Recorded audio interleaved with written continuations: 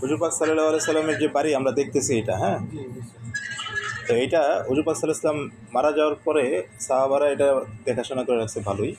পরবর্তী আব্বাসীয় খলিফারাও এটার ভালোই দেখে রাখছে। কিন্তু অটোমান সাম্রাজ্য, তুরস্কের যে সাম্রাজ্য ছিল, ওই সাম্রাজ্য এটাকে লাইব্রেরি হিসেবে ব্যবহার করত। পরবর্তীতে এই মক্কার গভর্নমেন্ট এটার নাম দিয়ে দিছে মক্কা লাইব্রেরি। তা এখন ভিতরে আসলে খুব বেশি ঢুকতে দেয় না, আর আশেপাশে জিয়ারত করা নিষিদ্ধ। তবে যেটা যেহেতু সংস্কার করতেছে এবং মক্কা সম্প্রসারণ করতেছে হারাম শরীফ, তো পরে এটা আসলে কি করে এটা ব্যাপার। কিন্তু এটার পাশে লেখা আছে যে ঐতিহাসিকভাবে এটা প্রমাণিত না যে এইটাই আল্লাহ রাসূলের ঘর। ওই ওই ঘরের পাশেই লেখা আছে।